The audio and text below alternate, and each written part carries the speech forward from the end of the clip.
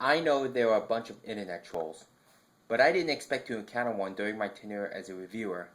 Because I mentioned One More Day, you had the nerve to have me review one of the most notorious movies out there in the 70s, Debbie Does Dallas. That's right, while you are watching Piranha 3 Double D, I'm reviewing Triple D. Oh my gosh, I'm talking about boobs while I'm becoming a boob. Flashback. Prior to the advent of cable television and the easier access of the internet, I'll skip the Avenue Q reference, we were in the midst of a sexual revolution. People were getting busy, Playboy and Penthouse were duking it off with their Centerfold Wars, and more importantly, we have X-rated movies. If you thought the X rating was originally referred to porn, you'd be mistaken. Some X-rated movies would be classified as R because of violent content. Scarface was originally X-rated, but was revised to have an R rating because of violent content. Well, of course, they had to do an appeal about how drug enforcement officials had to say that this happened in real life.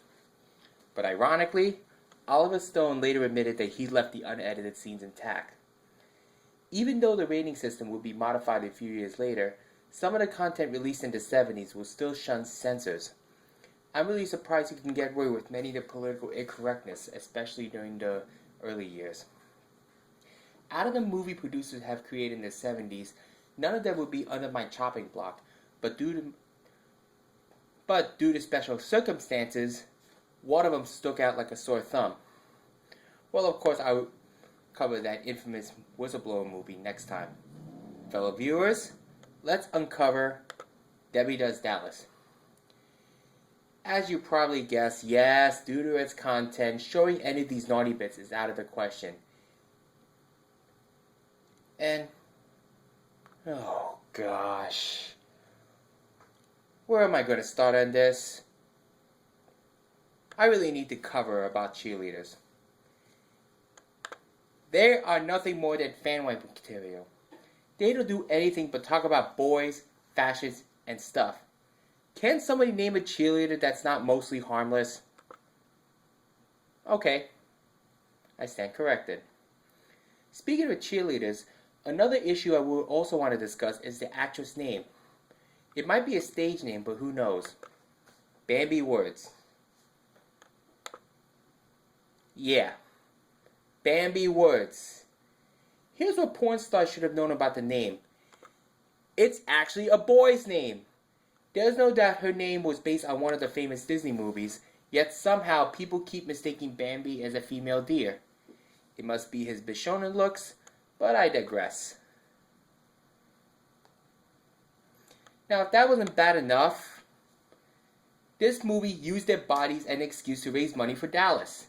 That's right, Debbie and her group of friends find out that providing sexual favors is the best way to raise a significant amount of money, even though it destroys their dignity.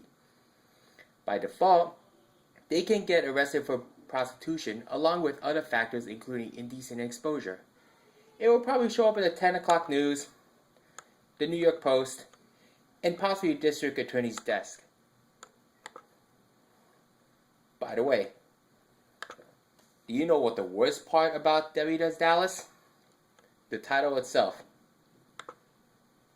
You see, I just found out that the movie had nothing to do with Dallas at all.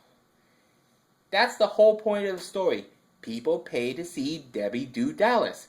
But no, she didn't do anybody in the city of Dallas, or a native from Dallas, or even a person that probably nicknamed Dallas. And no, don't even bring up the Dallas Cowboy reference, since that title still doesn't make any sense. Naturally, had I existed in the 70s, I would sue the producer for false advertising. Now, to add insult to injury, here's the biggest irony. This movie was made in New York, a Polytech Institute somewhere in Brooklyn. Had they went to Dallas, they could have gotten a significant tax break when the producer actually recorded in Dallas. Oh, thank goodness.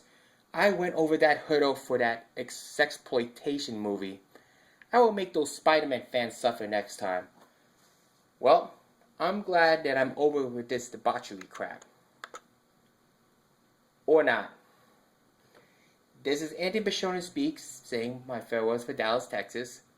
When I get back, I'll cover the stupid harem.